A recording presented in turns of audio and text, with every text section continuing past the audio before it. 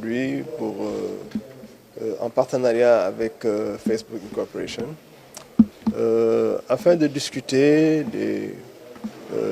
en tout cas de sensibiliser un peu les religieux, mais aussi les membres de la société civile, les leaders généralement, dans tout ce qui concerne les problèmes que nous pouvons avoir sur les plateformes de communication, les plateformes de réseaux sociaux comme Facebook. Ce séminaire entre en droite ligne dans le plan d'action du cadre unitaire de l'islam qui, dans un de ses axes de travail, en tout cas, veut lutter contre les contenus offensants que nous pouvons trouver sur les réseaux sociaux et qui peuvent disons, gêner en tout cas la cohésion nationale. L'entente entre les religieux, l'entente entre les différentes communautés religieuses est un des credos du cadre unitaire de l'islam. Et aujourd'hui, les réseaux sociaux constituent un danger, mais aussi une opportunité. Un danger parce que souvent des personnes malveillantes peuvent véhiculer des informations qui sont fausses ou bien des informations tendant à inciter les populations à la haine, à la violence. Et c'est par rapport à cela que nous avons pensé mettre en place un schéma de gestion des contenus offensants, un schéma de gestion des contenus incitant à la haine qui se retrouvent dans les réseaux sociaux afin de sensibiliser un peu les populations face à ces dérives des réseaux sociaux. Mais aussi, en termes d'opportunités, Facebook présente aujourd'hui une plateforme d'échange qu'on peut mettre à profit pour les populations afin de raffermir les liens entre les différentes communautés, mais aussi échanger sur des questions politiques, échanger sur des questions religieuses. Et aujourd'hui, le cadre unitaire de l'islam se positionne en tant que partenaire de Facebook afin de mettre en avant cette opportunité que Facebook nous offre. Nous avons eu des cas de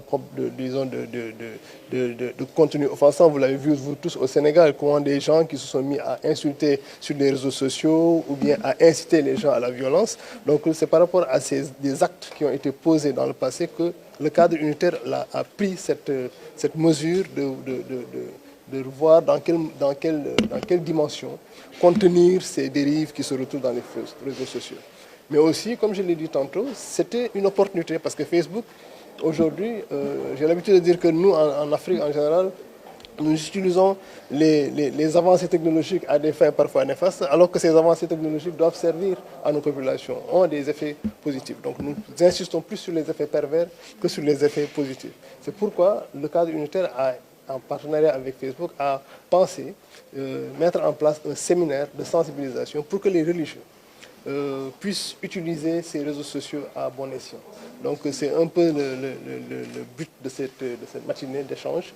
Nous pensons que les résultats qui vont sortir de ce séminaire seront diffusés à travers les différentes organisations qui composent le cadre, mais aussi d'autres organisations que nous avons invitées et qui sont membres de la société civile, qui pourront, à travers leur réseau de communication, à travers leur réseau de relais, pourraient amener les populations à une meilleure utilisation de ces réseaux sociaux et une meilleure utilisation de Facebook. Nous sommes dans un contexte préélectoral et c'est d'autant plus important que nous, en tant que religieux, que nous nous mettions en avant.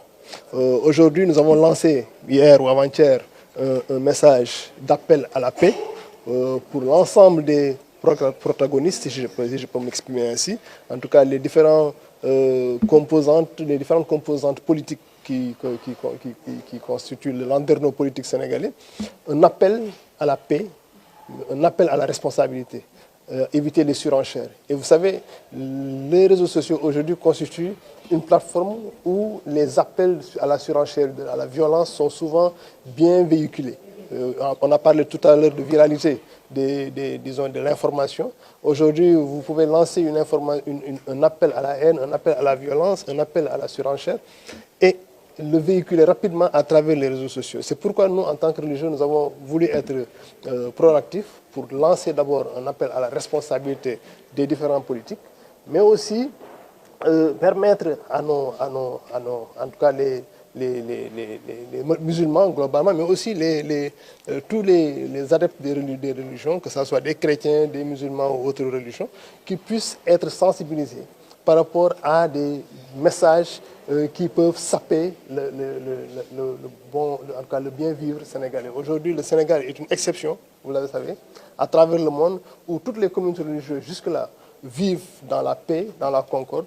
Aujourd'hui, nous, en tant que religieux, notre responsabilité, c'est de veiller à ce que cette concorde nationale, cette cohésion nationale ne puisse pas être sapée par des appels politiques qui sont très ponctuels. Et après les élections, Inch'Allah, c'est le Sénégal qui gagnera.